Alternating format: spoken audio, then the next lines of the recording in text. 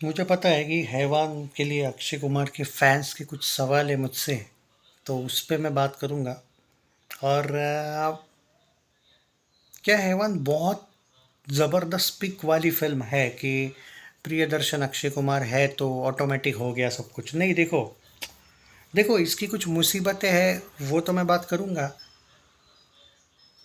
वो अलग बात है, ये टॉपिक ही अलग है।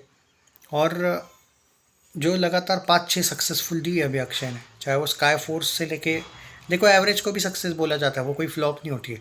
तो स्काई फोर्स से लेके भूत बंगला, वेलकम टू द जंगल, सब की सब अच्छी गई है। मतलब 1 2 3 4 5 6 बैक टू बैक सक्सेसफुल फिल्में। हेवन अगर सक्सेसफुल होती है तो सेवेंथ नहीं होती है। एवरेज को भी सक्सेसफुल माना जाता है, बराबर है। अब के पॉप गुड फिल्म्स का पैसा नहीं लगाया है हेवन में, सिर्फ केवीएन का पैसा लगाया, मतलब अक्षय कुमार अपने 60 करोड़ तो छोड़ेगा नहीं। तो फिल्म का बजट कम से कम सिनारियों में भी 100-120 करोड़ तो होगा। करेक्ट। ऐसी सिचुएशन में वो आप लोगों का जो सवाल है वो एकदम सही है कि भाई लोगों ने धुरंधर पे पैसा खर्चा किया, बॉर्डर पे खर्चा किया, वो अलग बात है। भूत बंगला पे किया, वेलकम पे किया, धमाल पे भी किया। पर जो भी अक्षय के फैंस है उन्होंने तो भाई वेलकम पे भी किया और भूत बंगला पे भी किया। वेलकम को ज़्यादा लोग नहीं गए थे, भूत बंगला को बहुत ज़्यादा लोग गए थे।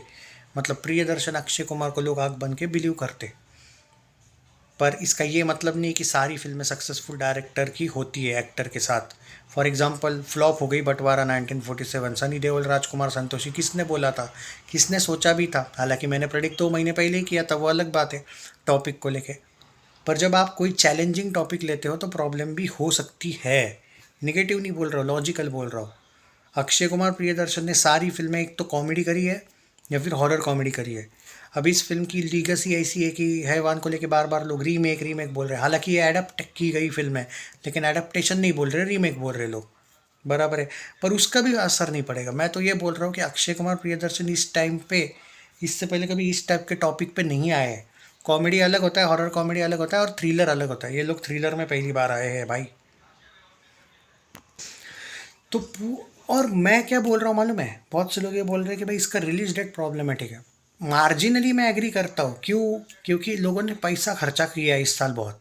अब तुम लोग ये नहीं देखते कि रीजनल फिल्में भी चली है, जैसे देवबंद 2 मराठी फिल्म चली थी, राजा शिवाजी पे भी लोगों ने पैसा खर्चा किया। इस साल की बात करें तो धुरंधर 2, बॉर्डर, भूत बंगला है, क्या नाम है, वेलकम है, धमाल, कुछ फिल्में चली है, सक्सेसफुल हुई है, बराबर। ये सारी फिल्में ऑलमोस्ट पैसा लोगों ने कॉकटेल 2 पे भी डाला, खर्चा किया।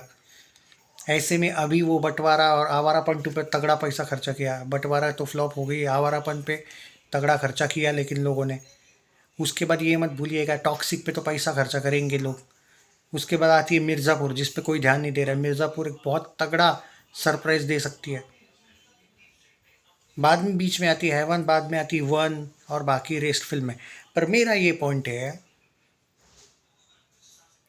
कि हैवन को चलना है तो वो अभी ही चलेगी, और अगर फ्लॉप होना है तो वो कभी भी रिलीज़ करो फ्लॉप ही होगी।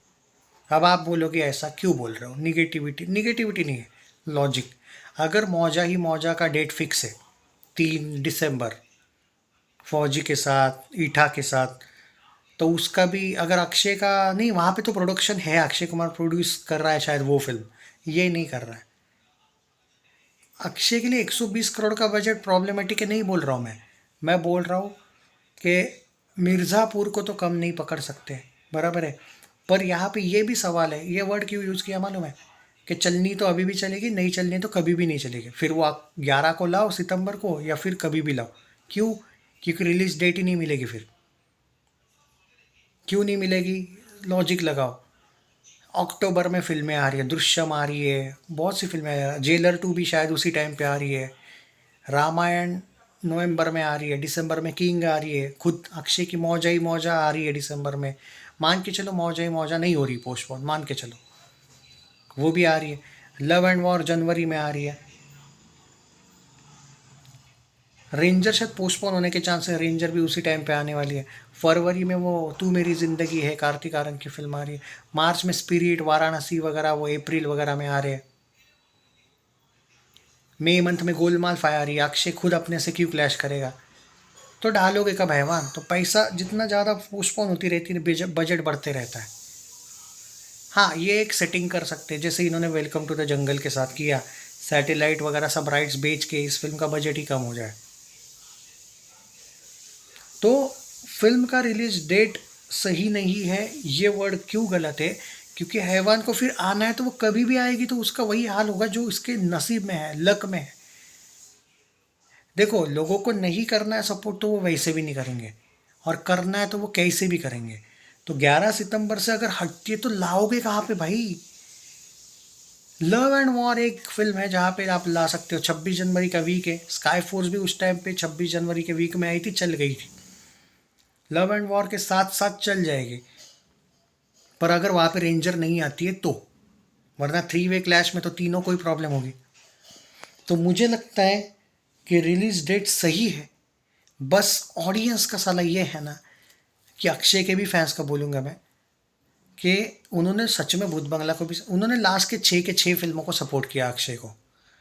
अब इस बार उन्होंने धुरंधर पे भी पैसा डाला होगा अक्षय के फैंस, ऐसा नहीं कि उन्होंने धुरंधर नहीं देखी, या फिर कुछ लोगों ने धमाल भी देखी होगी, आवारापन 2 भी देखी होगी, मिर्ज़ापुर भी शायद देखेंगे। अक्षय के ही फैंस की बात करो, न्यूट्रल ऑडियंस को छोड़ो। तो ऐसे में क्या हैवान देखेंगे क्या? तो हैवान का तो ऑलरेडी कुछ लोगों ने निगेटिविटी करके रखा है, रीमेक है रीमेक है। देखो सीधी बात, चलनी है तो अभी भी चल सकती है या कभी भी चल सकती है, नहीं चलनी है तो वो बेवजह पोस्टपोन करके फ़ायदा नहीं है। उल्टा बेवजह पोस्टपोन करके जो बच्ची कुची अभी हाइप है ना, वो कम हो जाएगी। आप सैफ अली खान का कोई स्टार में ये मत बोलो भाई मुझे, उसके भी फैंस आएंगे, ये होगा वो होगा, ठीक है चलो उसके भी फैंस आएंगे थोड़े, उसके फैंस खुद की फिल्मों को सपोर्ट नहीं करते तो बाकी तो छोड़ ही दो। ये तो मल्टी स्टारर दोनों की फिल्में हैं। हाँ, एक ही इस फिल्म का हाइप है, वो है अक्षय कुमार विद प्रियदर्शन आ रहे वापस। उन्होंने आज तक कभी फ्लॉप दिया नहीं है। एवरेज गई थी उनकी एक ही फिल्म शायद, दे दनादन, और वो एक आई थी वो खट्टा मीठा। उनमें से एक फिल्म सेमी हिट, दोनों सेमी हिट थी, एवरेज भी नहीं थी, वो ज़्यादा अच्छी थी, मतलब हिट पर हाँ सक्सेस थी। तो यार जो लोग हैवान के रिलीज डेट पे ब्लेम मत करो भाई। रिलीज डेट को मैं नहीं बोलूँगा, मैं सिर्फ ये बोल रहा हूँ कि अक्षय के फैंस की जेब पे डिपेंड करती है हैवान कैसी जाएगी। तो फिल्म का टॉपिक बहुत सही है, टीज़र को रिस्पॉन्स अच्छा मिला है। अक्षय के फैंस को एक ही रिक्वेस्ट है मेरी, सिर्फ उतना सा सपोर्ट कर दो यार जितना वेलकम को किया था। 125-26 नेट, साला हिट हो जाएगी फिल्म। कम से कम 100 करोड़ नेट करवा दो भाई, एवरेज या हिट तो मिल ही जाएगा। उतना करोगे क्या, लेकिन बस उतना ही करना है। और अक्षय तो भाई जॉली LLB 3 117 करोड़ दिया था अक्षय ने, तो मुझे बिलीव है कि उतना तो हो ही जाएगा। उसके अगले वीक में वो 1 मूवी भी आ रही है। एकता कपूर प्रमोशन तगड़ा करेगी वो 1 का।